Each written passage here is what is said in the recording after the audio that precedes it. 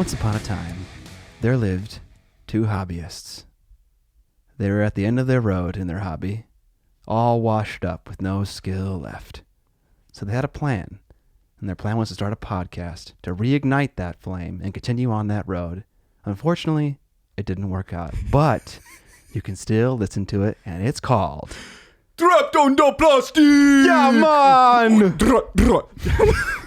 Hi, John! Hey, Scotty! We're at the end of our road. I feel really depressed right now. Okay. I think we need a little bit of closure from you, John. Some closure? Last week, you gave us an epic tale. You spun us an epic customer tale that had no finish to it. It was very depressing. Everyone gave you some good advice, which I didn't think of, which was tell your credit card company and they'll just reverse the charge. Yeah. And I was like, oh, that's so smart. Yeah, I could do that. But a different ending happened. Different ending. There is a twist to this tale.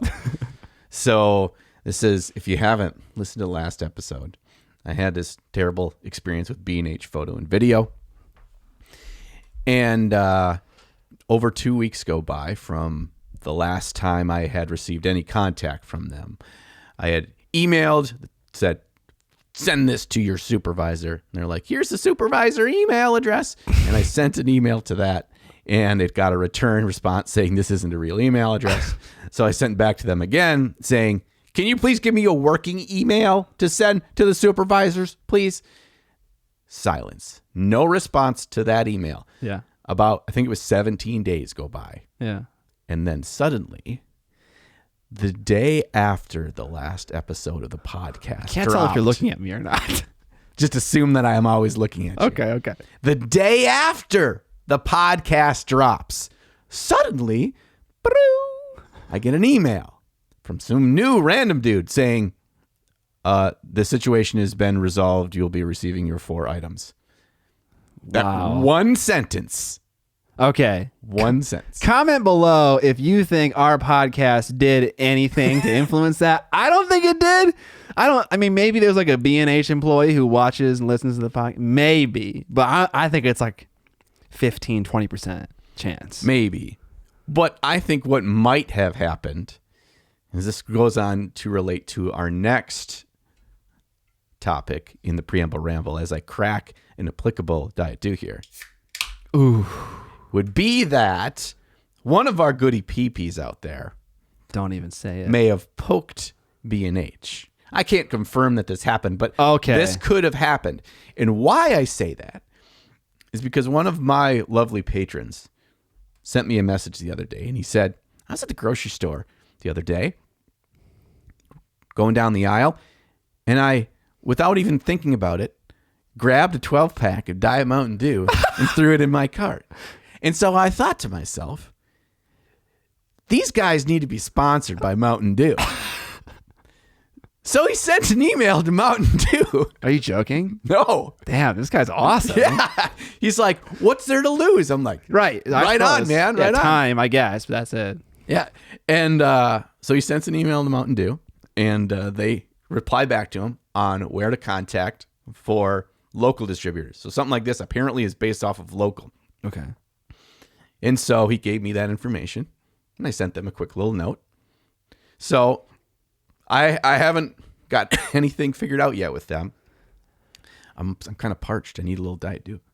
Oh, gosh. He's already shilling and the deal's not even struck yet. So don't be surprised if next episode there is a giant neon Mountain Dew sign behind us, and this table and our chairs are actually just constructed of cases of Mountain Dew. So that made me think, if he was going to do that with like no input from us to Mountain Dew, Yeah. maybe somebody was like, hey, B&H, you guys should check out this podcast. There's an interesting part in the beginning that applies to you. I suppose so. That is reasonable. I don't know, nor do I really all that much care the reason, but in my head, I'm going to tell myself that they somehow listened. It got up to the CEO, and they're all in this big fancy boardroom. Yeah, with suits. With suits. And briefcases. It's a big long table with a mahogany desk. And then somebody in the middle of the table hits a button.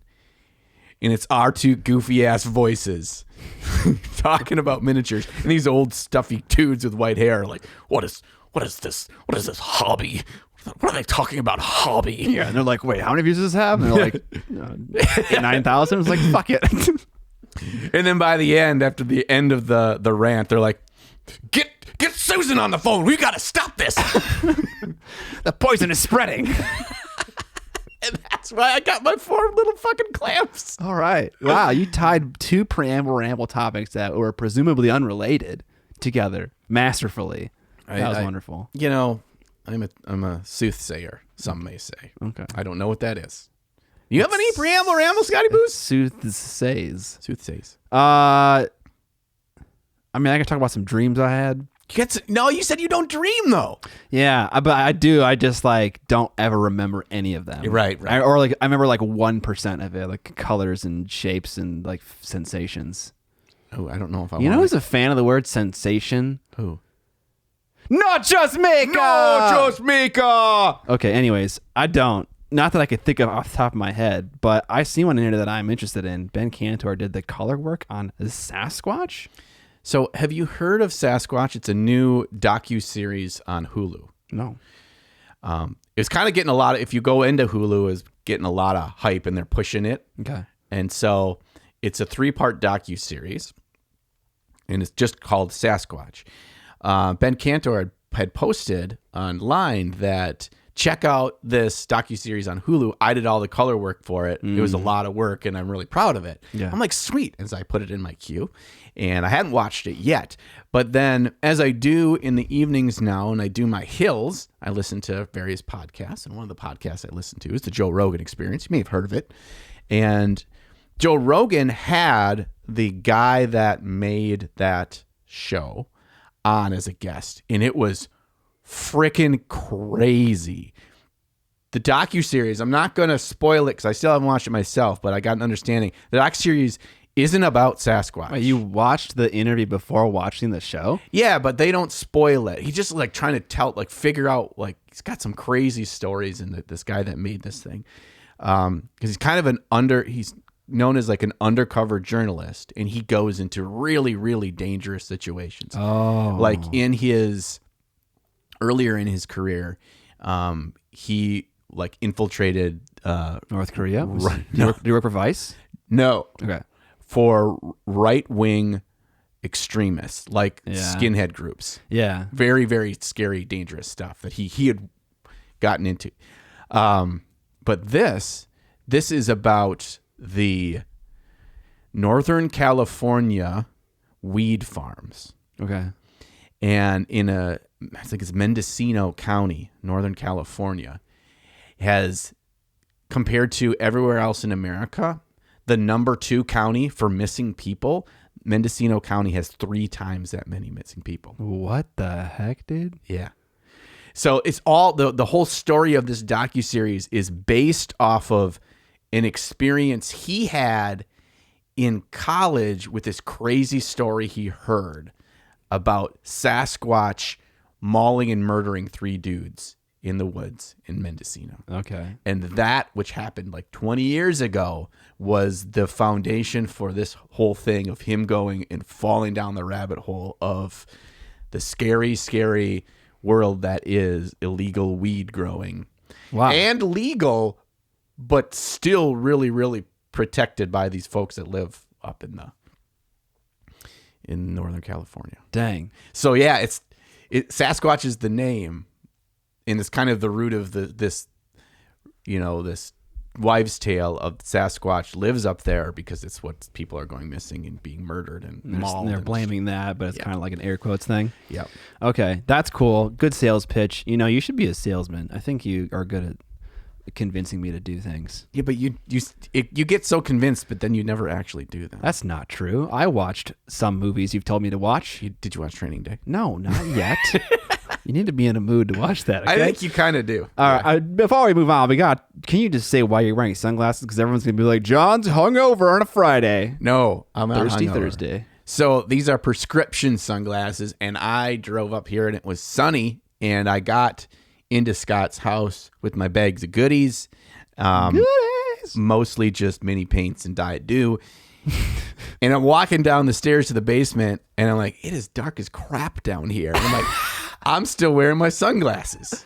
So I'm just going to lean into it. Yeah, that's why we're wearing sunglasses. Sunglass Friday. Tup sunglasses. We need Tup sunglasses. I just bought, maybe, I like that. I just bought prescription sunglasses as well. It's life-changing, man. Maybe we can dual wield next time. I don't have them yet. Also, by the way, if you don't know who Ben Cantor is or why he's significant or like related to this podcast, he's a miniature painter. He has some competitive success. He paints really well. He actually has a very interesting process that is documented on his blog, which I believe is just simply metal-af.com. It might be a different domain. But the reason why it's so different and special is because he has an education and a career in color for cinema, which is why he worked on that docu-series. I was like, what's the word? So yeah, it's really cool. His process and approach is really cool to painting. It's different for sure. Yeah, he is a color master. Master! Pulling the strings. Okay. I'm waiting for it. Let's discuss what we have painted after we take a brief break for me to get my water. Get your water, sir. Why don't you just drink from this water cup? It's only kind of brown. You need that cool, crisp, cold water, man. Green Gatorade. It's like half as good as soda, but we're getting there. All right, now we'll talk about what we painted. And maybe we can get a sponsorship through Gatorade as well. Shall you go first or shall I? You shall go first. Okay, so I painted a lot of things, but I didn't finish anything. There's even one thing on the table, or that's not on the table that I started. I worked on Swag Master 5000 from Curse City. I don't know what his name is. It's something Van Elton. I don't know what it is. Elton the Third. Yeah, he's got a number. I worked on it on the stream. I finished the jacket, did some fur. Did the hair, and then later when me and Amber were having a little art sesh by ourselves, I did the gold fabric, which is like the trim on the jacket and the sash on his waist. And I'm like really happy with the hair. There's a little tuft of hair on his head. I like how cold it is. I used some paints here. Oh, you did? You used paints to paint this. I did. So the gray is nothing special. It's a neutral gray. But this blue faded ultramarine from Pro Acryl was the mid-tone that I then mixed with a little bit of white. I like that. It's nice and cold. It's cool. The yellow fabric shaded with magenta, which was a trick that I learned from RC's, whose name is something. Can't remember it. Dang it. But I tried it out. I think there's too much magenta in it at the moment. It looks a little too... So is this supposed to be like fabric? Fabric, yeah. That is... Well, I know it's supposed to be fabric, but like fabric that is colored gold, or it's actually made of like... golden sheen. I was just thinking it was yellow. Yeah, it's a nice warm golden hue, not trying to look like it's made of gold. Right, not reflective like silk or something like that. But I went a little too heavy-handed with the magenta. I don't know. I think it adds a fun little color interest. It's one of those things too where when you get the rest of his armor and everything painted, you'll have a better understanding of whether you think it works or not, because it's just surrounded by black right now, and it's... Yes, and there's a lot of gold coming. I painted these vampires, I painted the red armor, but only from one angle. I didn't paint any other angle for the video. And over the last couple of days, the white has definitely dulled down. I'm now noticing that a little bit. Weird. But that's okay. Like, it's definitely brighter in the video. So yeah, I just took a photo of a TMM example, and I tried to scale down the universe, essentially, like the light, the surroundings, such that it would get realistic reflections, and then try to copy where the highlights and shadows are. It was an interesting experiment. When it was first being painted up, it reminded me a lot of Flamion's results, which are lots of white in those. Mm-hmm. So yeah, I painted that, and then I did a little experiment with my Sisters of Battle, had another hobby night with my buddies. I have this cream-colored cloth on my Battle Sisters, and you asked me last time how I was going to shade it, and I was like, IDK, my BFF Jill. And I just did all three different ways that I thought about at the moment. So the one in your right hand is just an acrylic wash, Seraphim Sepia from GW. The one in your left hand was... I applied hard shadows and then tried to blend it with an airbrush, but really struggled to find the right level of dilution, the right pressure, and the right distance from the model to get the right accuracy to blur this line. It was just like, it was spiderwebbing. It was like not doing anything because it was too thin. It was splattering because there was not enough air pressure. I couldn't find that sweet spot. I know people do that. I just don't know exactly how they do it. Maybe I tried something that was like too small, like it was too like in depth. I don't know. It's very Deno style because he does that a lot. Yeah, and the last one is an oil wash, which is not perfect. I actually want to do it again. That I buffed out. One thing I need to try is when I apply the oil wash, just to let it sit for 15 minutes and then do it. I did it like immediately. Yeah. Yep. And somebody just asked me yesterday about some technical aspects of the waiting process, like how long do I wait for oil washing? Yeah, keep talking. And the short answer is, I just tell people, I wait roughly 5 to 15 minutes, but in actuality, it's another level to the equation to what your final product's going to look like. The longer you wait, the different your final product's going to turn out, and you're going to do more of a buffing, and it's going to be slightly cured, and you're going to be able to get more of a haze.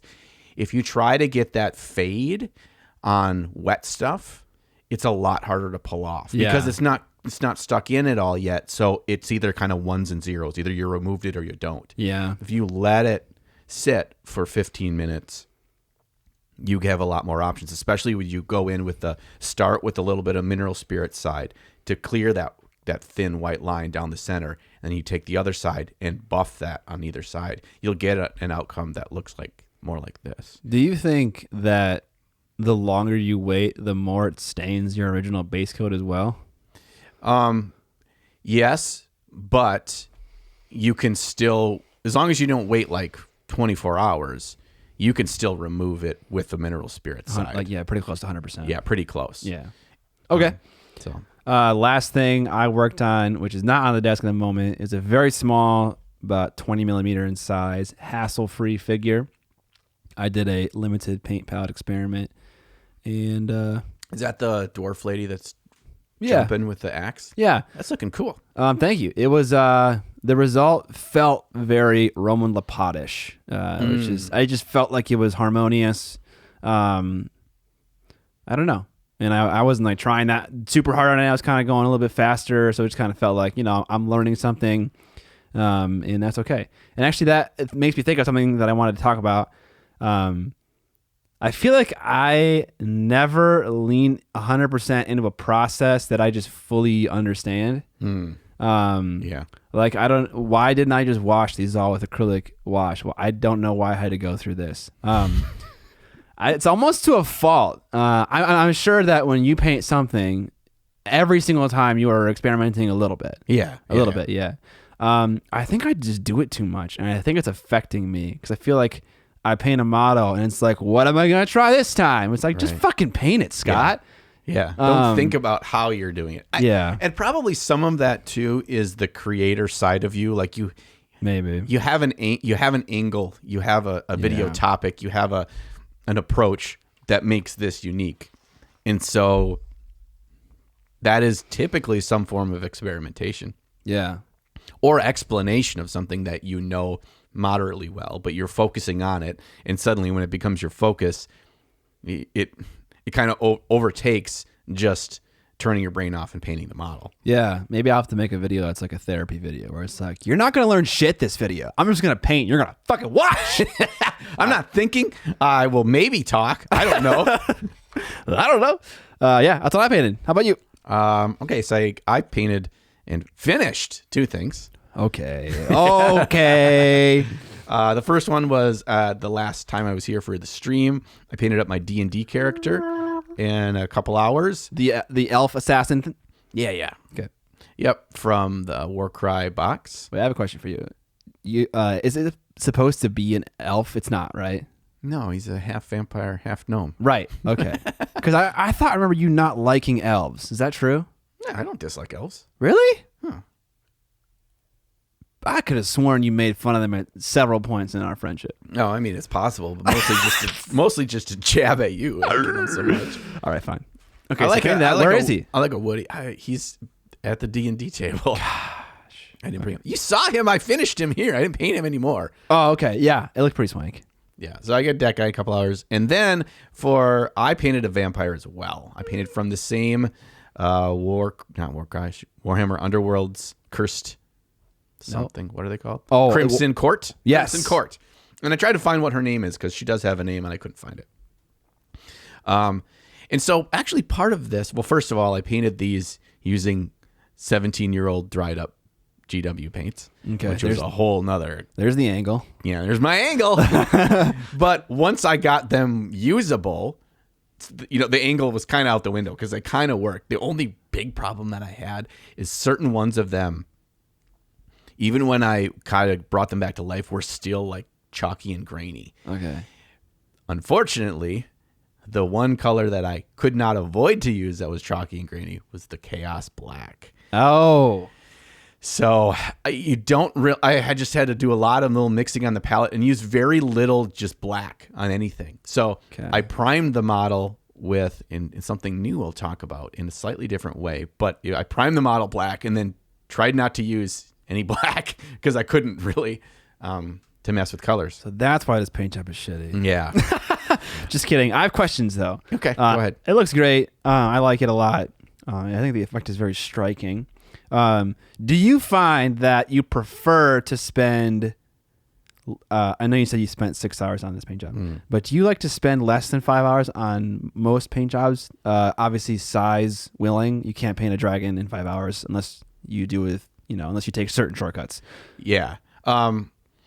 Yeah, I think when I get to that somewhere in the 5 to 8 hour range, I haven't yet start to futz. I haven't yet start to overthink things and over commit to, I'm going to add a little bit of like weird olive green down here and I'm going to blah, blah, blah, blah. I just add enough depth where I felt like it was missing and to be able to walk away from it.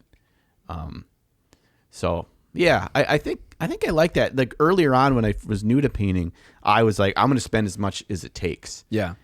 But I kind of wouldn't recommend that to people. Sure. I would say, and I'm not saying put a time limit on it, but I'm just saying put it till it's done and you felt like you did something a little bit new or you got a little bit better at something and move on to the next one. Because eventually what you can accomplish in that 5 hours will be much better the same amount of time just because of what you've gained through the process. Are you going to post this on your Instagram? Yeah, that's a video for that. So yeah, and I will post it on my Instagram too. Okay. I need to take better pictures of it. Okay. So I sent pictures and the blues on the armor don't quite show. Right? Okay. I did actually take something from you in painting that. Oh.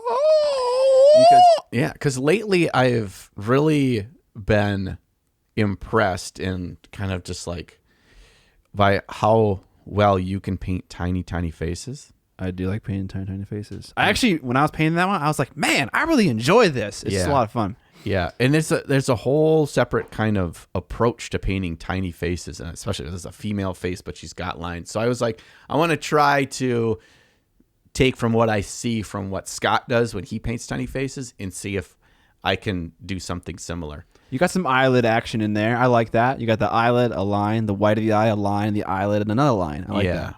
Yeah, that's it. The tiny little details that are still visible without them being too contrasty, over the top, cartoony. And I probably could have sat and spent 3 times as much time on that face to do it. To do it because it's not perfect, but I'm like, I got to keep moving. And then the skin was just kind of, they have a color called, I think it was like shadow gray or something. Yeah, which is like that's a color. It's Dark, kind of like that, but darker. Darker. Yeah, it's a dark gray blue. And that was the base tone for all of her skin. And then I built up with something they had. It was called Undead Flesh or something. It's Rotting Flesh? Rotting Flesh. Yeah. And then I built up to Rotting Flesh as the highlight. So to keep this kind of undeady feel. Yeah. And it didn't quite have enough depth to color when I was done. Yeah. So I took a magenta. Lich purple? Warlock purple, yeah. I think. Yeah. And then I glazed that in certain parts. Oh, magenta. Yeah.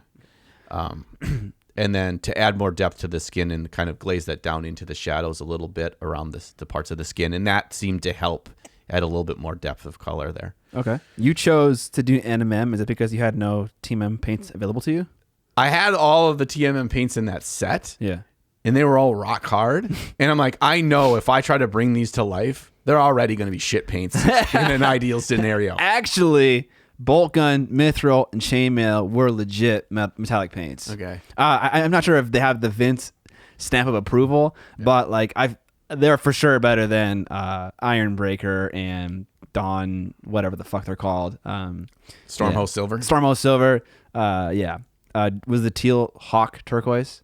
Yes. Yeah, we're in my wheelhouse right now. Yeah. Of Citadel paints. You knew all these. I like it. It's cool. The Scorched Earth was the base for the cloth, up to the terracotta, and then a little bit of Scorched brown. Scorched brown. Man. Scorched brown. And then dark flesh is a terracotta. No, terracotta is an actual color. It's called terracotta? Yes. I don't believe you. It's called terracotta. Send me a screenshot. I don't believe you. All right, I will. I will. It'll be showing on the screen right now. Terracotta, bitch. It just says dark flesh.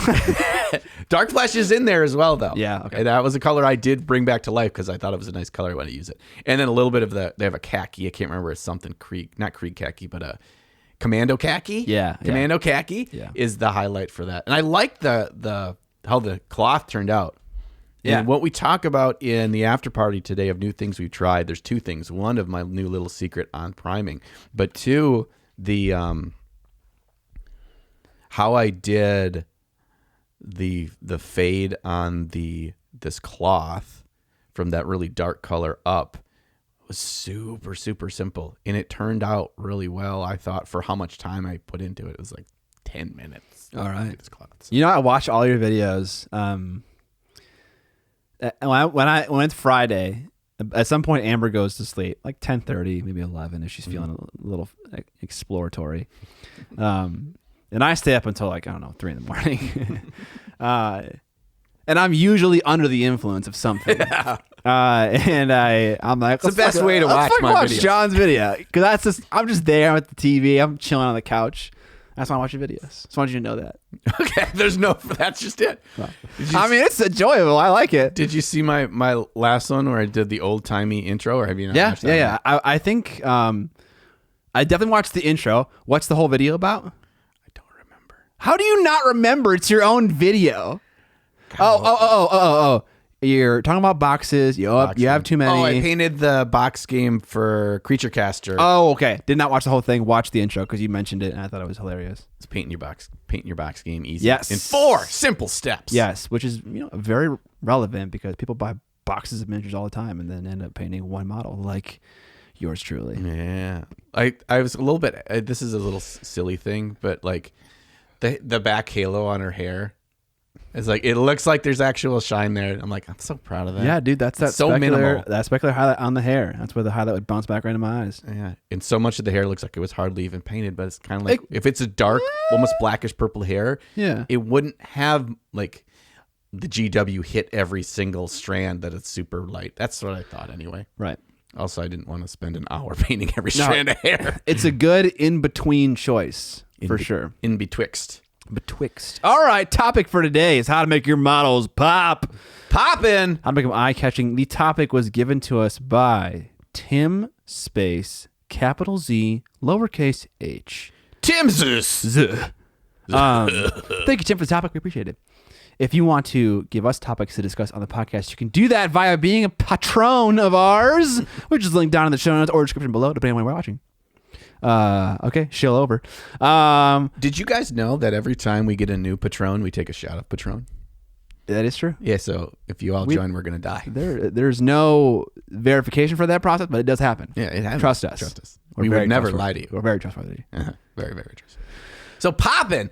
Okay, so maybe we define what do you mean by poppin'? And I don't want this to just be like, how to make your paint job look better. Yeah, okay. I mean, because that's at the core of what this is. Probably that's what it is. But I think there's a certain angle we can take to define poppin'. And here's what I thought on the car ride up. Okay. Define away. Define poppin'. Okay. And it can hit a spectrum. One end of the spectrum, you're in your local game store or you're at the convention playing in a tournament and people's rolling dices and stuff and measuring out duders to other duders and looking in books for the rules because you can't remember all the rules. That's why the game takes way too long. And people are walking by, and the people go, and they see your army. In a sea of armies, your army pops at 10 to 20 feet. Yes. That's what I was thinking. That's what popping for me. But that sliding scale also goes up to the competition painter. And so in the giant display case where everyone can look at all the pieces submitted for the competition. Hey, where are your sunglasses? I took them off to look at your crappy models. Oh, okay. I'll put them on right now Okay. while I tell my story because I can multitask. Okay. So while you are looking at the display case in the competition and you try not to make your headphones fall off your head. You're too far away from the mic. I'm not too far. Okay. I can't multitask. I was wrong. So when you do that, when you're in that situation, your eyes find themselves to 1, 2, 3, 4 models that jump out at you in a sea of well-painted stuff. Wherever your eye is like zoom, is drawn to. That is the poppin' mini. Okay. How we pop it, Scott? Honestly, I don't know the answer to the second scenario because I'm trying to think. Okay, there's one stupid answer, but it's stupid.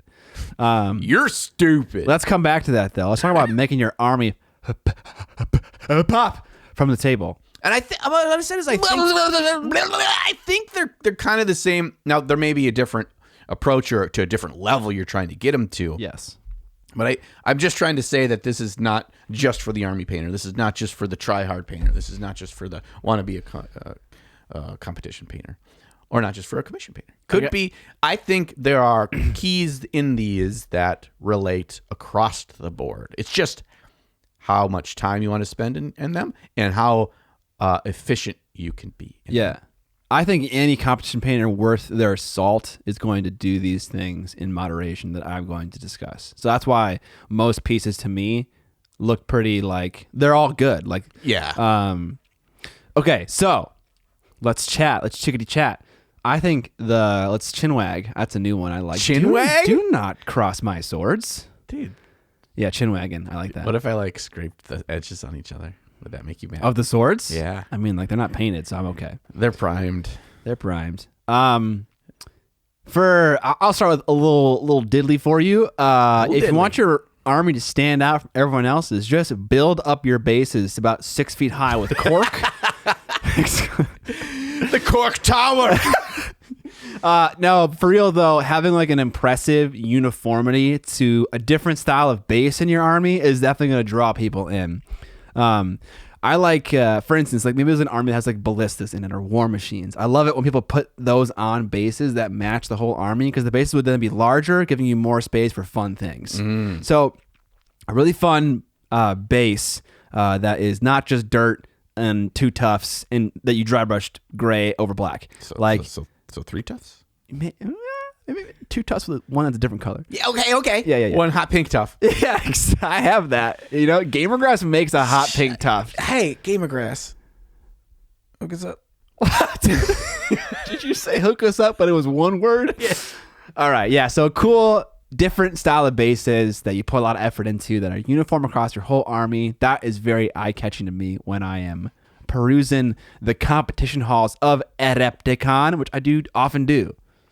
Asterisk, though. A little asterisk That's on my Scott's recommendation here. Don't use cork. yeah. Well, that. But, I mean, you can use cork. to make Yeah, look cool. it works. Yeah. Cool. But don't make your basing should be interesting, but don't make your basing be the center of attention compared to your model. Okay, sure, yeah. For the same caveat. For the same reason you don't actually make cork tower to base your stuff, because if your basing is 6 inches tall and your model's 1.5 inches tall, like the model is just not the focus of attention anymore. Yeah. Instead, it's like, what is this stupid cork tower? Yeah, who am I? Sure. Shh. Tom? No, you make like an obvious point, and then someone says sure, and then they kind of continue the conversation. Yeah. Come on, man. That's Vince, bro. Oh yeah. I was like, it's obviously from Warhammer Weekly. I'm trying to think Okay. Is it Tom or Vince that says? Yeah, okay. Vince, love you, buddy. Yeah, because usually Tom will go out on some Do they both do it? long-winded thing that is like doesn't really have a point for like a minute and a half. Yeah. And then Vince's response is, sure. That's great. Savagery. Moving on to relevant information. All right, that was my popping point. Popping point, You're bases, but also the bases don't have the color of the bases overwhelm the models. Like people like to do this a Martian Earth orangey thing. Yeah. And if you overdo that, it's like all I see is bright orange base. I don't see your model. So if you're going to use something like a bright color on your base, you have now upped the ante on yourself to make your models pop even more. Yes. You better pop them. And how do you do that, John? How do we pop them? Okay. One way. Pick my nose while you talk. One way is to have a really strong, vibrant pop color. Yes. So one color that is like, oh my gosh, I can see that. I can see that all the way across the whole auditorium. Because that bright ass lime green that's popping on all those models draws my eye there. And once my eye is there, then I can see all the other cool stuff and how well you've painted it. Mm-hmm. But you don't have 6 bright, vibrant colors because that can just be too much. Clown Fiesta. Yeah, Clown Fiesta is a great, that's a great, orc army name. Like, welcome to Clown Fiesta, where we serve Tex-Mex. We got red wigs on, white skin paint.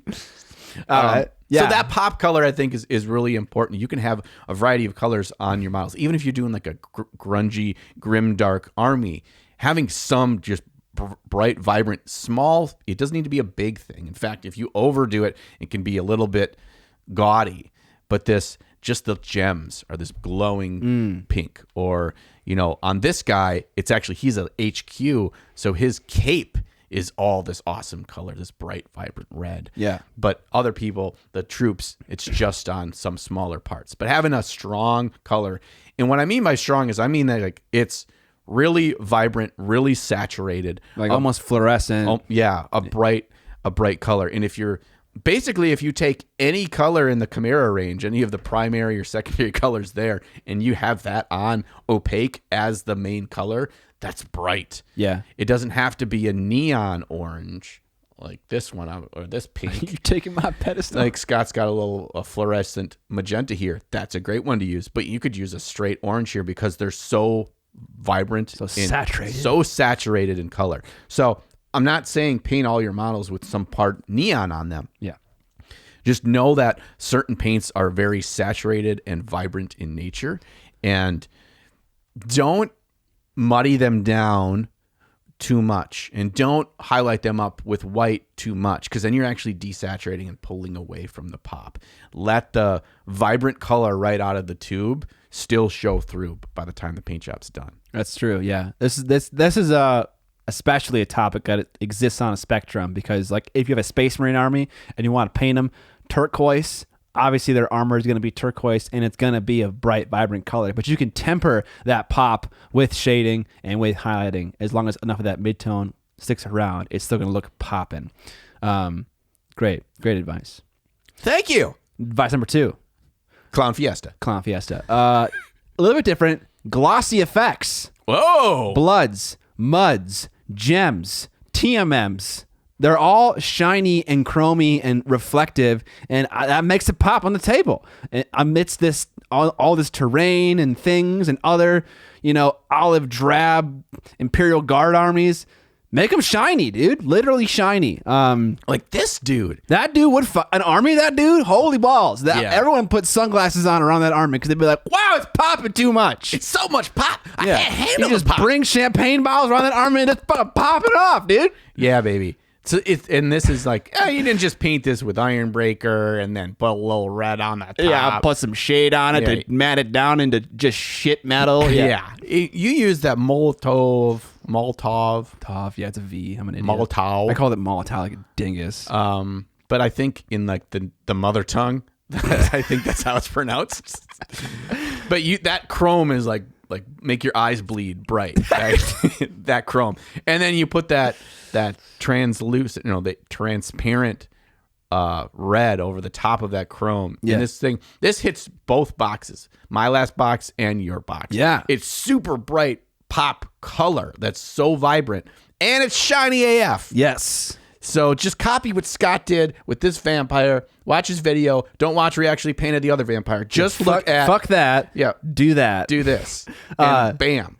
So if you've watched that video, this is a side note, painting on top of Molotov causes that crackling effect.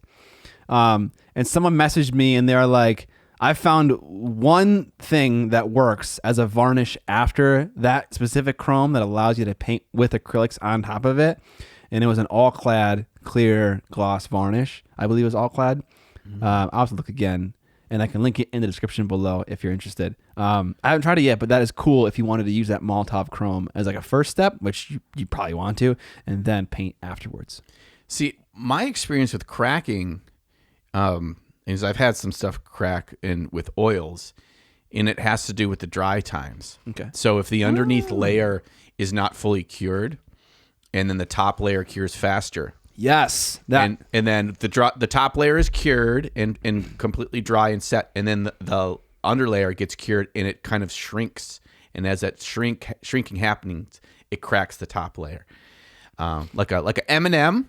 Yes. Just like an M&M. Okay, that makes a ton of sense. And some person mentioned that in my comment section. Now that you say it, is I should have waited 24 hours, 48 hours, and then put the paint on. Ain't nobody got time for that. Ain't no one got time for that. And I didn't want to say this in the internet, but what if with Night Lords, you chromed it up, just the shoulder pads, and then painted it with black, it crackled, and then you hit it with a blue translucent thing.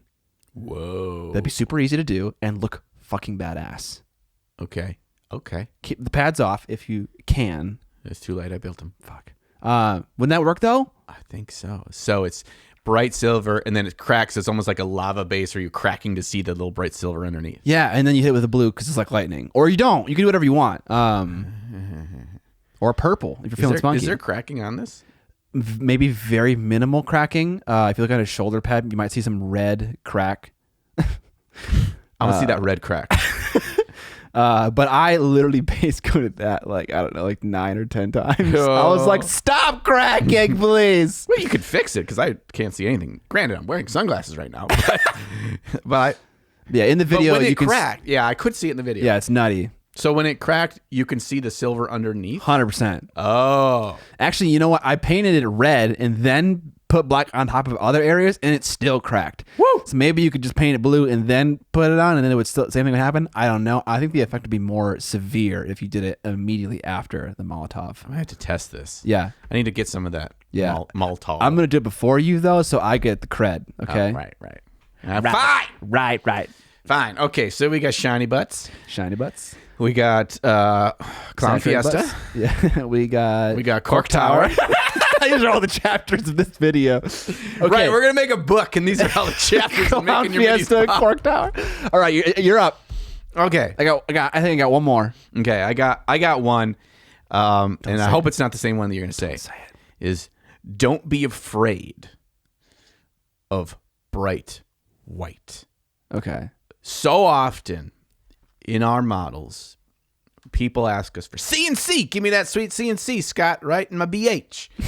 Oh God. And what do we say? 9 times out of 10, you need more I don't know. What are you talking about? Contrast paint? Contrast. You need more contrast. You need to push your highlights further. Push it to the limit. You need to go darker in the shadows. Yeah. And this doesn't mean that I'm saying if you're going to do this for an army, you're going to do this for a whole squad of 20 brosifs, that you got to spend so much more time, but you need to use your time efficiently of pushing things brighter. If things all meld into the mid-tone, and it's like if using the Vinci V scale of painting right here, if 1 is your darkest shadow and 10 is your brightest highlights, if your model is all living in the 4 to 6 range, which most of us are guilty of, if it's all living in the 4 to 6 range. Nothing's too dark. Nothing's too bright. When it's 10 feet away or 6 feet away, I don't see much. You fucked up. You done fucked up, son. That's it. So find a way, and this isn't necessarily the episode. Maybe you can do some further digging. There's plenty of YouTube resources out there about adding more contrast and brightness and depth to your models, even quickly. And non-YouTube resources. And apparently non-YouTube resources. As we highlighted last episode. Yeah, this is a series that builds upon the further chapters. Yeah. There might be some repeat info, but more episodes that go by, the more we forget what we already talked about. So it's okay. so true. It's okay. It's so true. So push up your highlights further than you think you need to. And don't just use white. I use white because that's the obvious example, but white will desaturate your color. So if you're going with a red and you're just adding white, it's becoming paler and paler. Instead, you could have red and add this crazy fluorescent pink to your highlights. And there you're building contrast of color while still keeping it vibrant and interesting. So do not be afraid to push it. Yeah. And I want to add a caveat to that as well. So like when John says don't be afraid of bright white, he doesn't mean like your highlight should be like 80% of your, the thing you're painting. Just including a very small amount of bright white gives your model more contrast and more shape and more definition. So really think about layer size and highlight size when you're adding those brighter tones. You don't want to run over your midtone and obscure what the color of the marine or whatever you're painting is supposed to be. You want to do it tastefully. Yeah. And it's a hard thing. That is a journey in and of itself. Absolutely. I am learning that now, tens of years after starting. Tens of years, folks. Okay, hold on. Tens of years. I started painting when I was 10 years old, and I'm 29 right now. I can almost say tens of years. Yeah. I don't think that's a real term.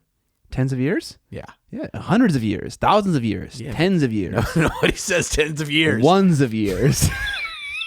I think you just say years. If you just end in of years, it makes people say tens of years. Okay, can I get some backup from the fucking goody peepees? I think they just say decades. Why the fuck do we call them goody peepees when we have a much better name in Sprudes and Spruettes? Because they're both. Because you can be but one name sucks and one name's awesome. Listen. Everybody that is somebody has multiple nicknames. Oh, that's true. Yeah. My dogs have like 8 each. Yes. And because of that, they need more nicknames. You need more nicknames. Scott needs a more derogatory nickname. Scooter. Scooty Pie. Scotty. Yeah. Scotty Too Hottie. Yeah. Scotty doesn't know. Scoot. Scooter Pooter. That's tons. All of these will work. If you see Scott ordering at Jimmy John's, do not say that. Say, Scooter Pie! I will slap you with my fucking Italian nightclub. And then as you get up, he like opens up his bag of chips and drops it on your face. Just open my soda, just splash it out. No, I won't do that. That's what Scooter Pie gets you. All right, I got one more. Size matters. Oh, wow. Okay. All righty. Let's hear it, Ilario. Big models, baby. Having that big. centerpiece model always helps. Size matters in a ocean of tiny little dudes. Yes. So big things, dude. Big terrains, big display boards, big models, obviously. That makes your army pop from a distance. And also, consequently, in the display case, larger scale figures look cooler, look more impressive. They always win. They always win best in show. It's always like a first, second, third is like large scale. Maybe a fantasy, but really it's a 54 millimeter scale model. Yeah.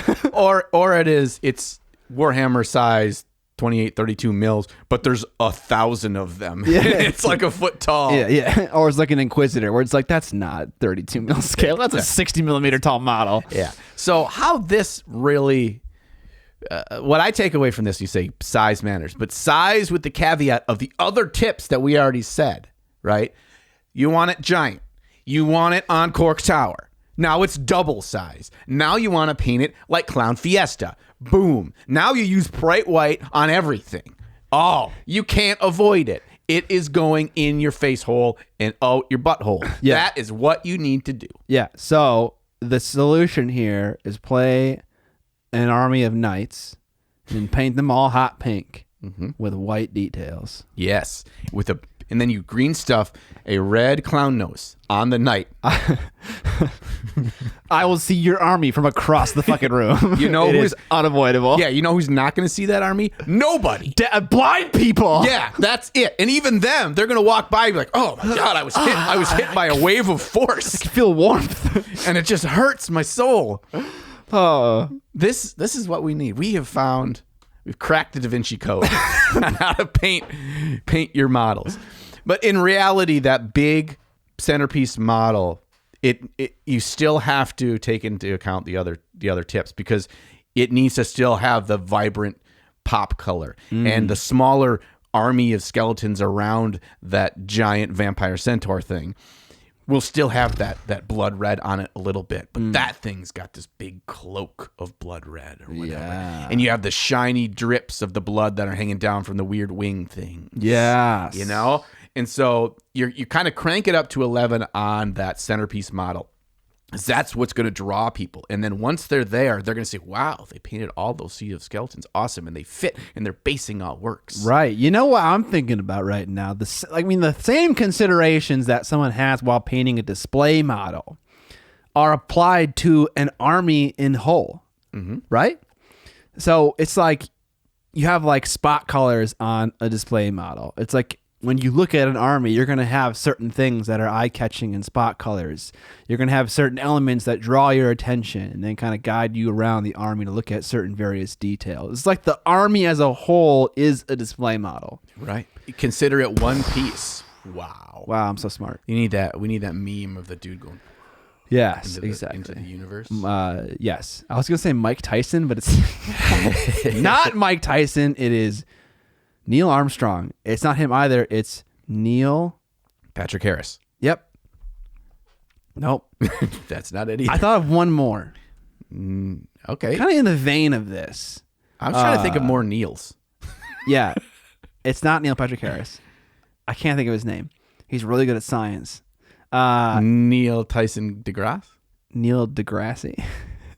This is so fucking bad. We're going to get flamed so hard for this. Freehand. So in your armies, you're going to have opportunities for freehands, whether it's on large armor plates or on large banners. Sprinkle that shit in like it is a spot color on a display model. And it doesn't mean you need to be good at freehand necessarily. You could use decals on those big flat surfaces. Now, we're kind of in the advent of sculpted detail on banners now at GW. Yeah. Not a fan. Not a fan. That's the coloring book right there. I know. It's like, come on, give me some area to fucking work on that isn't drowning in goddamn detail. Now, not everyone thinks that way. No, not but everyone. I think that way sometimes. You do. Yeah, I I think do. that way. I do. I like a coloring book as much as the next guy. But in the Curse City box, the skeleton banner bearer, that one doesn't have a sculpt on it. Hell yeah. But it's kind of ratty and stuff. It's skeleton-y, you know. It's skeleton-y. But it's not big. They probably are like, oh, it does not hit our minimum size requirement for pre-sculpted. I don't know who that is. That's some Russian guy. This is what I do for my job, and you are not the person that tells me what I sculpt. I will sculpt the thing. I want to sculpt it. Neil deGrasse Tyson. Okay, I had him backwards. Yeah. Oh, I think, yeah, you said it. I said Neil Tyson. All right, no flame in the chat. We figured it out. That's not the guy I was thinking of, the meme that I'm thinking of, though. Isn't he do the thing with the exploding head? Oh, no, shit. It's Tim and Eric's awesome show, great job. It's fucking Eric. Yes. Yeah. Yes, that's it. That's it. Duh. Oh my It God. looks like it's like 70s style grain on the thing. Yeah. Universe. I'm glad we got here. I really am glad that Jesus. we imparted so much knowledge on how to make your models pibbity. Wait, are we pop. done? Are we done? Are we not done? You have one more. Yeah. Take your models, put them in a vat, and just cover them in champagne. And then they'll be popping? Popping. I thought you were going to say simple green. Oh, shit. Because you shouldn't actually ever paint something and be happy with it. You should paint it and hate it and then simple green it and do that until the end of time. Yeah, and you should do that with just a single model. You should just paint a model and be like, I'm better. I'm going to redo this because now I know more things. And you should never paint anything other than one mini. Yeah. Yeah, and you should actually keep buying the models. But once you get that one perfect, you'll move on to the next one. That's the real tip. Yeah, don't paint things you care about when you're not good. Yeah, yeah, don't do that. because we gotta warm up on spoons and green army men. I can't say that without fucking dying. Obviously, we're joking. That's all bullshit advice. Paint your stuff. Paint it all. You know what? You're gonna get better. You're gonna get better, and you'll have a backlog of how you got better. It's this little like timeline. It's like little fossils you find outside. They say, oh, look at this is the Mesopotamia period, and this is the Jurassic period, and this is the John and Scott died in their basement period. Yeah, and then when somebody comes over to be like, oh, you paint minis? Show me one. You have something more than fucking spoons to show them. Well, I haven't actually painted one yet. But check out all the gear I got. Yeah, look at all these army men that I airbrushed a different color. Yeah, a different what is that? Color shift thing. Yeah, we got some. You want to see my color shift spoon collection? We need to do a video. Yeah, dude. There's an IKEA case, and it's just in the case are all on plinths, are just spoons. So the top is painted different colors. That is such a great bit for a skit idea I have, where it's the guy with the biggest collection of unpainted miniatures, and like you're just like perusing his aisles of just boxes that are still saran wrapped and shit. Yeah, I gotta make that happen. In his workstation is just spoons. Yeah, he's got a case of spoons. Yeah, army men. Oh, that's so good. 9,000 paints, and he just has like 4 of them on there. That's so fucking good. If that is you, do not take this to heart. Be ashamed. We don't hate you. We're not making fun of you, but we kind of are. Yeah, what the fuck? Don't lean away now. Obviously, this person we're describing doesn't exist. Okay. Right.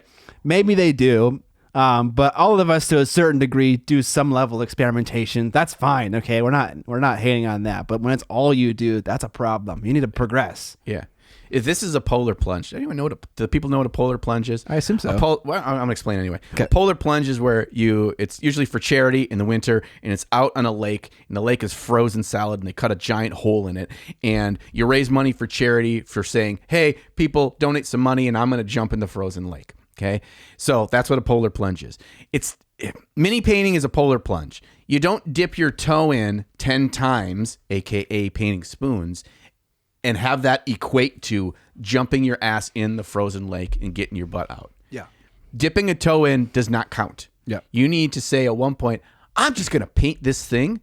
I'm going to dunk my whole body in the frozen lake, and I'm going to get out. And then next winter, I'm going to make more money for charity. I'm going to jump in again. Every time you paint a model, you dump in. Don't dump in the lake. So the next person, like it's so cold, you just shit yourself. It just freezes? Would it freeze? There's only one way to find out. Okay. Like, yeah, just baby Ruths floating from all the people. Baby Ruths. Everyone's shitting themselves. Yeah, that's a reference. I don't think Scott got the reference. No, I didn't. Okay. Way to have a fun conversation, make it go serious on me, John. Yeah, okay? I'm sorry. Yeah, you ruined it. I was knee deep in polar plunge. Turned to baby Ruths. You had to get a little comment section insurance. Okay. Yeah, this is how we boost the signal. People like and comment. And subscribe. Because they're so angry. Because they're like, Scott didn't know what Caddyshack was. Oh, fucking Caddyshack. Okay, I do not feel bad that I don't know that. Okay? Maybe that's not. Also, John's like a decade older than me, so he's seen different movies. That's true. Okay, come on, put that on the record. We put that back in. And I'm backtracking now. I'm watching the movies that he's watched. Okay, so I have a knowledge. Are you watching the movies that I've seen? No. No? Have you seen The Greasy Strangler? I've not seen The Greasy Strangler. Don't watch it. We had a good conversation last night about waiting, though. Oh, yeah. Oh, God. That's a great movie. Yeah. I forget. Oh, God. What's his name? The guy who plays Deadpool. I keep forgetting. I keep wanting to say Ryan Gosling, but that's not Ryan Gosling. What's his name? It's Ryan something. Is it? Anyway, it's the guy who plays Deadpool. That's the snarky dude. Okay, Google. Who plays Deadpool? God, I'm so stupid that I can't think of his name. Can't reach Google at the moment? What the fuck, bruh? Fucking technology, man. Anyway, there's a guy who plays the guy who plays Deadpool is also in Waiting, and that's like his first. I think it's his first movie. No, he's not in Waiting. That's his first. Yeah, he is. is. It Dane Cook in? Is Dane Cook? No, stop. Waiting? No. It's him. You're right. Deadpool was not his first movie. His name is Ryan Reynolds. Ryan Reynolds. God damn it. Told you it was a Ryan. Are you sure Dane Cook isn't in Waiting? I mean, maybe he has a small role, but he's not the main person. Yeah, he's one of the chefs. Does he do the Batwing? Yes. We need to employ that in real life. Oh man. Okay, yes, it's Ryan Reynolds. Dane Cook is in it. There he is in the back. That's Dane Cook? Yeah, I think it's Dane. It's one of, but also, wow. Justin Long. Speaking of fucking Sasquatch gang, Justin Long. If you haven't seen Waiting, and you've ever worked customer service in any capacity in your life, you need to watch it. Yeah, it is a comedy fossil. What I mean by that is you'll never find anything like it in this time period that we're in. It's 90s comedy in general and 2000s comedy is fantastic. Yeah, that was how you make your miniatures pop. Yeah, watch Waiting. Watch Waiting. It always comes down to watching a movie. Yeah, I think that soon this podcast is just going to be a podcast about homework, where all the goody PPs have homework To watch a movie? to watch a movie before the next. Well, and now it's a docuseries and a movie in this episode. You can watch them while you paint your spoons. Right.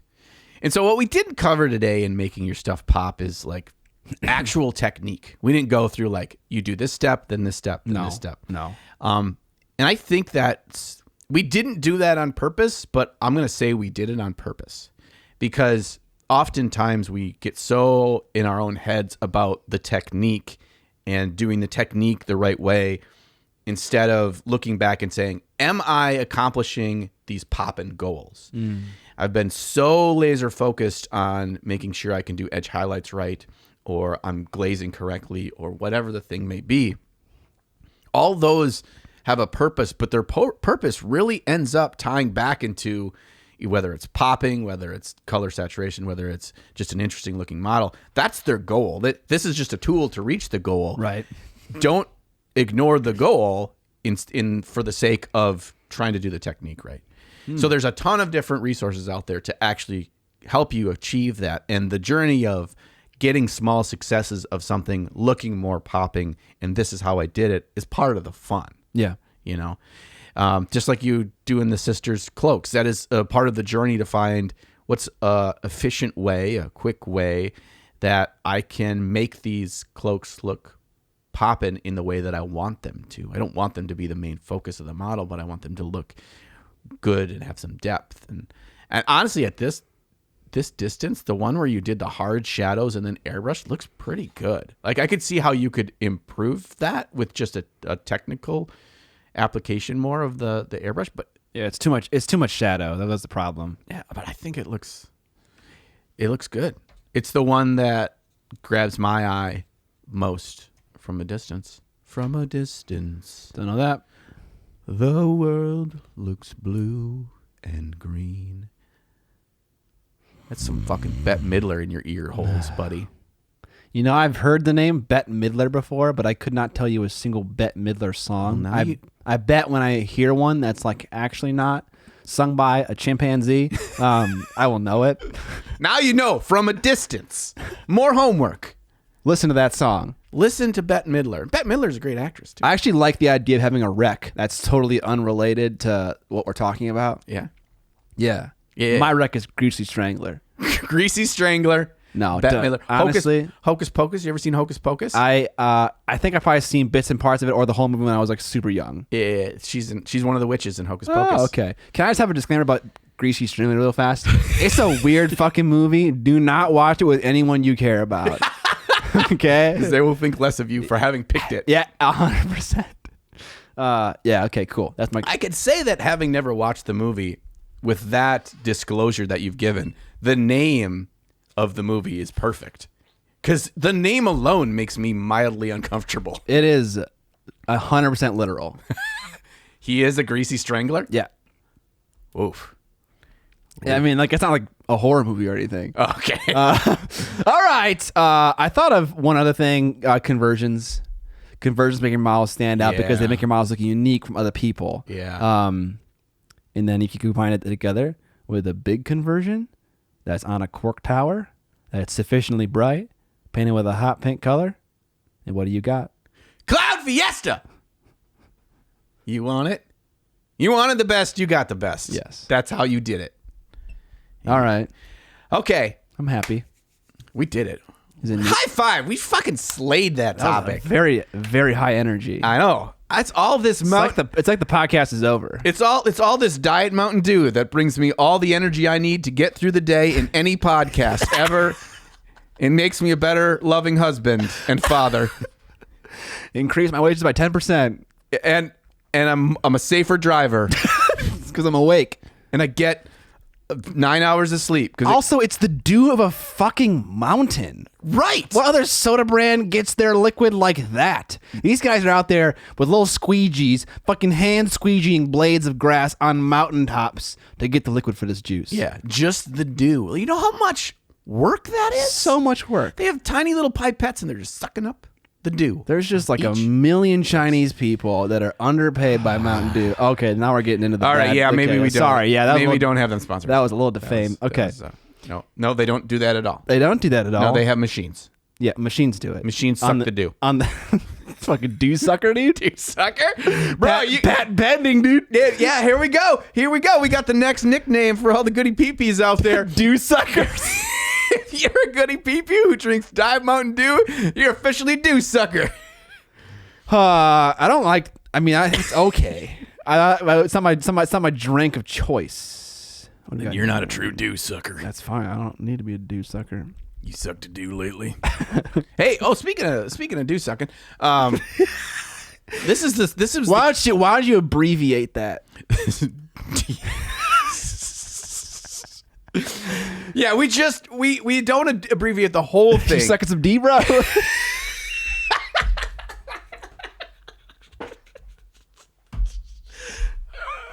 I'm sorry to any females that listen to this podcast. It's a fucking shit show right now. It is off the rails. Why are you interested in my 7-year-old matte medium?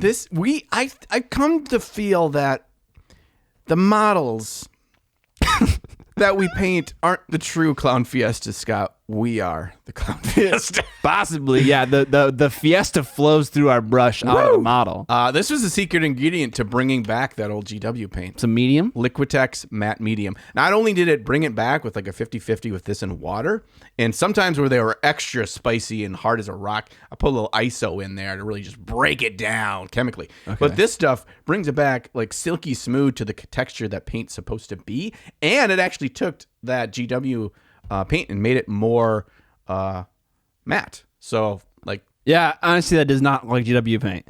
No, it's matte. It's a dude. His name is Matt. He did it. Did you have any tools you had to use to resuscitate, or do you not want to talk about that? I could talk about it. The video will have been live by now, so if people can go check that out. I used a mortar and pestle. Okay. Which works fucking phenomenally, but it is the most time inefficient thing. Like if you have I've got 1 or 2 old paints and I really like these colors and I want to bring them back, mortar and pestle will be the best thing for that. Okay. I had 80 paints.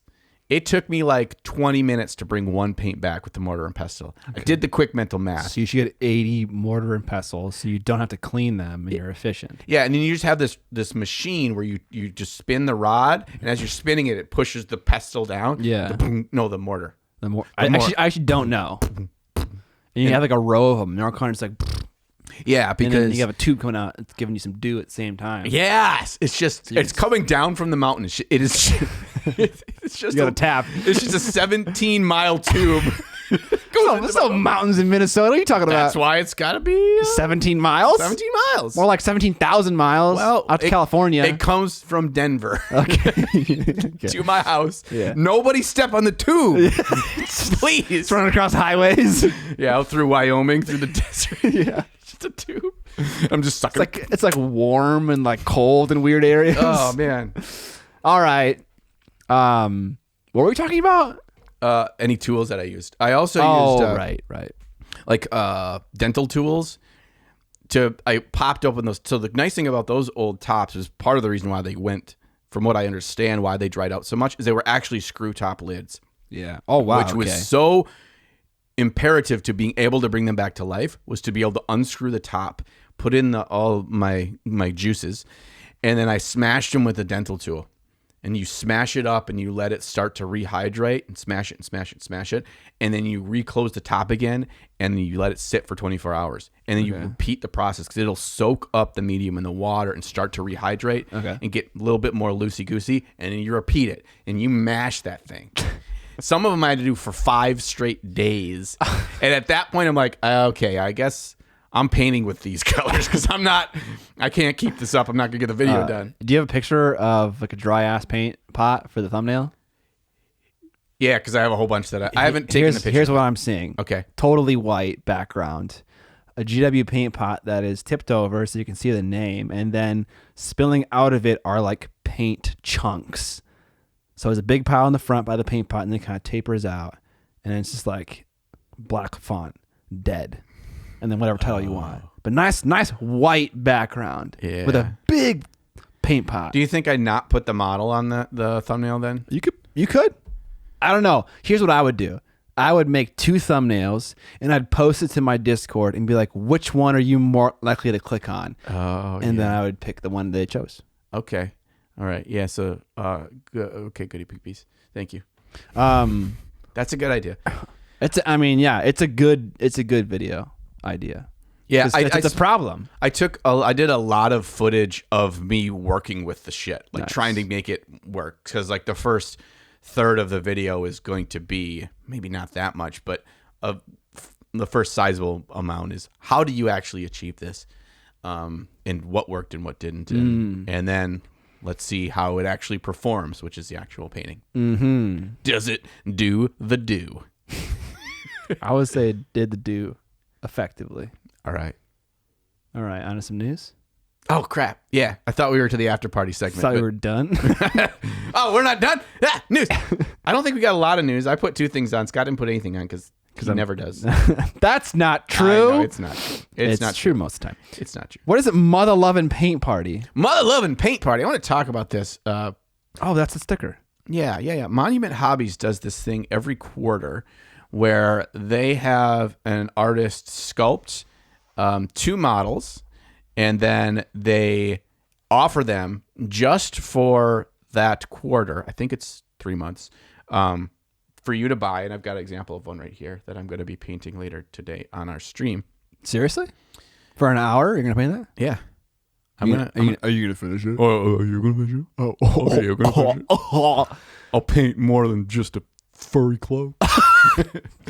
And so the only time you can get the models is when the painting thing is going. And so when you get the models, so you can buy the models from them, and they are 3D printed, but the quality is pretty solid for terms of overall crispness of resin prints. This is a weird astronaut skeleton gorilla. They're kind of just wild. There's typically like one more sci-fi and one more fantasy. But anyway, then if you paint it and post it to social media, you get in for a drawing. So each Mother Lovin' Paint Party, there is drawings for prizes for those that participate. And they're like legit big prizes. Like there's a big prize package where you get like a new resin 3D printer and all this other stuff for it. Okay. And then a bunch of like stuff for Monument, like paints and all sorts of crazy stuff. And they have other people that are partnered to sponsor through it. So from talking to Jason, who is one of the co-owners of Monument, he said the reasoning behind the Mother Lovin' Paint Party is in a time of COVID where we're feeling so separated, for us to kind of do a community paint a thing and share how we interpreted the thing and have just some fun and excitement around it. And I know a bunch of like streamers and stuff are painting it theirs on stream to kind of show their thought process about how they want to interpret the thing. It's also a phenomenal way to drive sales to your business. Right. Which no flame at all. I'm like, I should fucking do this with my model, the Duchess. Yeah. 100%. Or any new future models that are of the wood elf persuasion. If there were wood elf models. So yeah. So that's the thing. This is the 2nd season and it's still going on probably for at least another month, like a month and a half by the time this episode goes out. So you can check those out if you're interested. Otherwise, you can, check the next season and see what cool models they have if you want to participate. And I think we can link I have the link on here, so we can link directly to the Mother Lovin' Paint Party page on Monument's website, so you can find out all the details and see what the huge prize packages are. Very cool. What else, Scott? Let's talk about... Let's talk about fucking giant vampire, bro. Let's talk about giant vampire. So just recently, in the full Warhammer Fest, a week long of releases came out from Games Workshop. Mm-hmm. And before we get into talk about the specific things, I want to know if you have any opinion or thoughts about how GW has changed in the times of COVID, where typically this kind of stuff would happen at events, like at the physical Warhammer Fest in Nottingham. Like how I took the last A out. Nottingham. Yeah. And they have Golden Demon, they have tournaments and the full Warhammer Fest or whatever, and then they have these reveals at that place. Now it's fully virtual. What are your thoughts on kind of how they do that? Okay, well, I know what you want me to say. Okay? They could give a shit about production. Sure. Okay? Which is true, but for some reason I don't think about that. No, but let's just entertain this idea for a moment. What is happening to you? You're erupting from inside out. Yeah. The Mountain Dew volcano is about to erupt. The mountain is coming out, dude. So this is a $1 billion company, and they're teasing products that hundreds of thousands of people are potentially interested in buying. And they're teasing it via a Google Hangout live stream with two guys who don't even have nice cameras or nice mics. It's like, I mean, get them in the studio. Yeah. Have a nice camera that's attached to a capture card. I fucking do it for my live stream, and I make peanuts compared to GW, and they got the technical know-how to figure it out. So that's like one thing.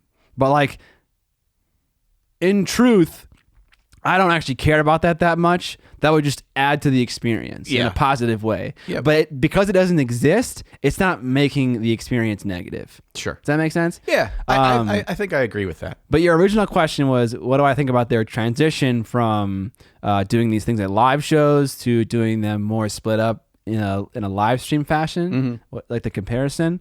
To me, it seems like a very natural, obvious route to take given the circumstances. Yeah. And I'm fine with them. I'm on board. I don't really have any thoughts that are complex. I would say that one important thing is that typically at Warhammer Fest, and I believe they've said this, they'd have about 200 people there for the reveals.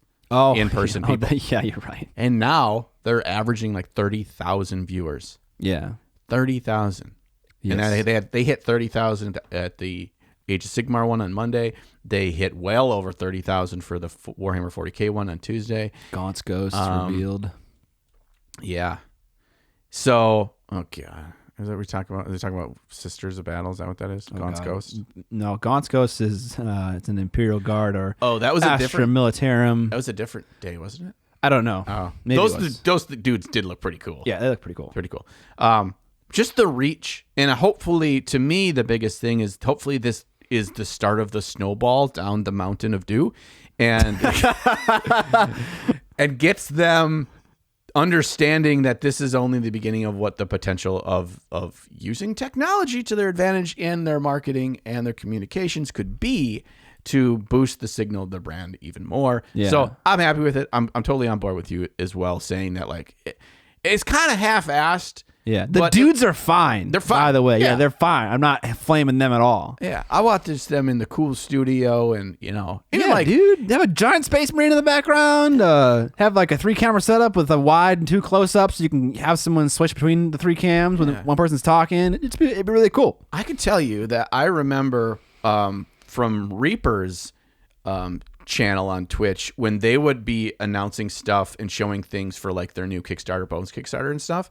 Their production quality was so much better. And they were in studio, and this was in COVID as well. They're in studio, they're cutting to a different area, they're showing a different thing, they come back, they do close-ups of a 360 to show off a new model, and they would be talking to different designers and artists and blah, blah. Like, if Reaper can do this, I think you can do it, GW. I think you can do it. I think maybe the question is just like, is it worth it? Maybe that's the question they're asking themselves. Yeah, I mean, it only costs you like $1,500, guys. I mean, come on. It's not going to be that much.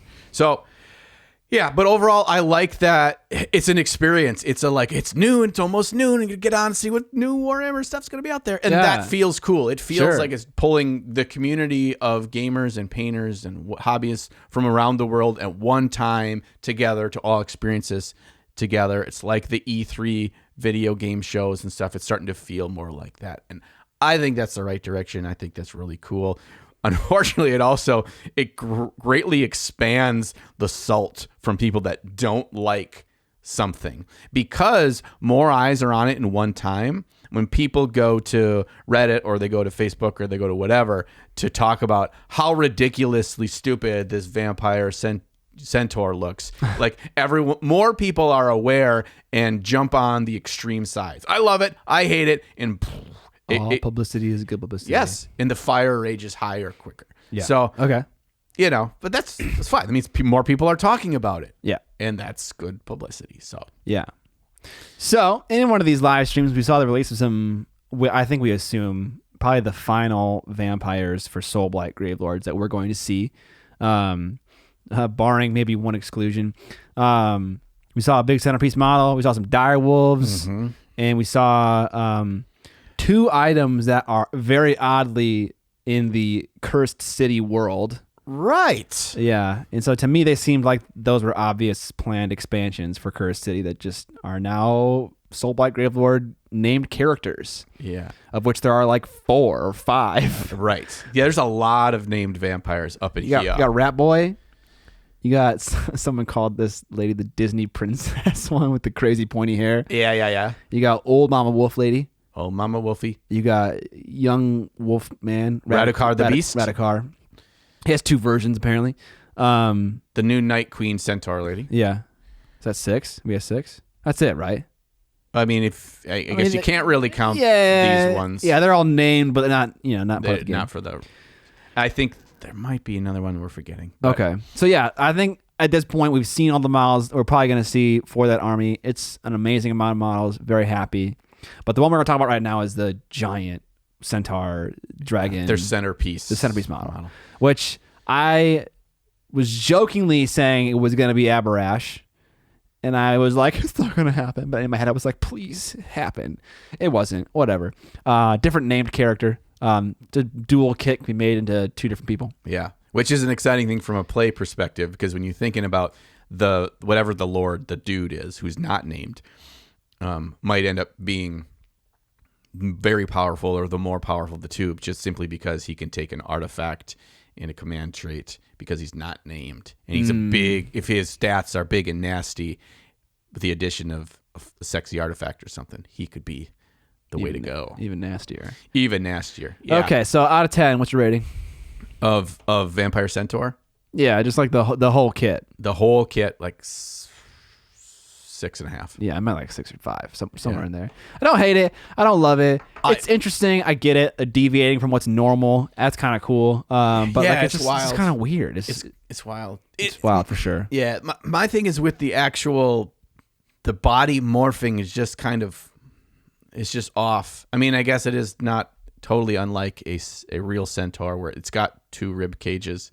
It's got, in theory, 2 hearts. It's got, because of where they connect. Yeah, it's just weird. Yeah, I'm kind of curious how that thing came to be. Right. It's like how we get such a big humanoid character on top of a dragon. I'd say if there's the one thing that weirds me out the most is that it looks like a vampire, like the top half from the waist up. It looks like a vampire. They're just big. That's what I'm saying. It's like a big vampire. Yeah. That's weird. And then they just dress like every other vampire. They kind of just look like a regular vampire. They just, honey, I blew up the kids kind of thing. Where yeah. Yeah. It's a little copy pasted. Yeah.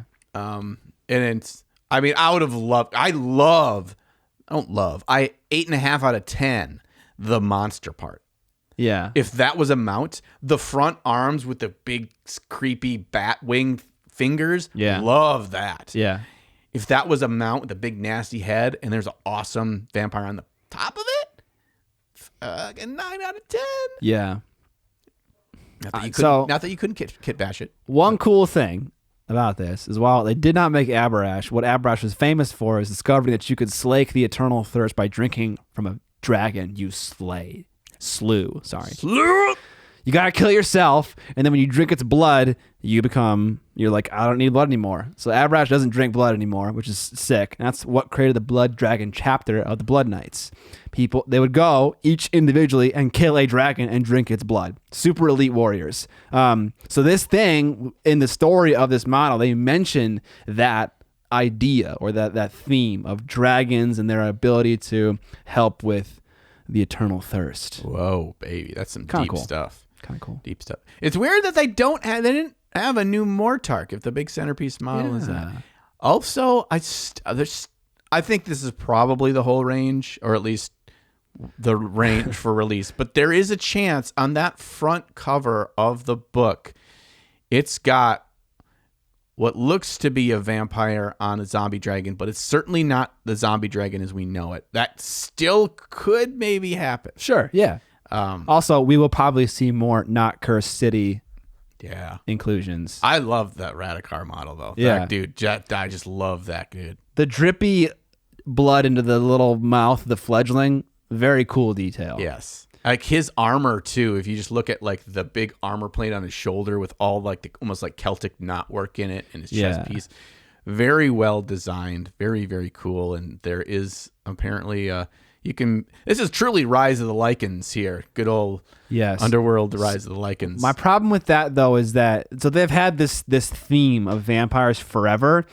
The 4 bloodlines being Lamians, which are females who are seductive, beguiling. Strigoi, which are monstrous, like wolves, evil monsters. They eat corpses. They're fucked up. You have the Von Karstens, which are the suave, typical, I'm going to climb to the top of the social ladder and fuck up your city kind of vampire.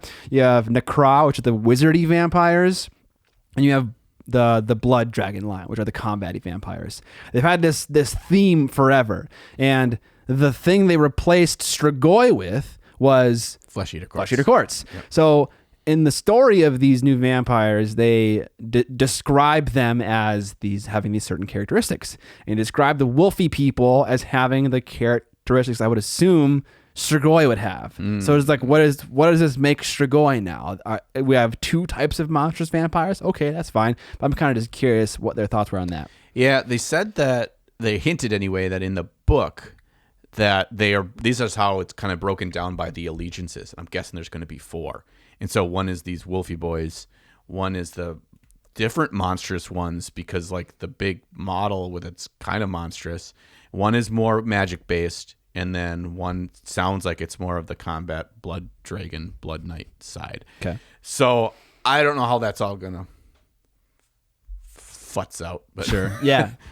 Anyway. It doesn't ultimately matter, but it just kind of added the confusion of like the lore of vampires as it continues and just gets rehashed and cut up every which way. And there is this episode is being recorded on a Friday. There is rumors that they have a big reveal either, I can't remember if it's today or tomorrow. I think it might be tomorrow and Saturday that they're going to announce AOS 3.0. And by the time you see this, that's why if that's brought up, why we're not talking about it in news today, because we don't know yet. Yeah, we're prior.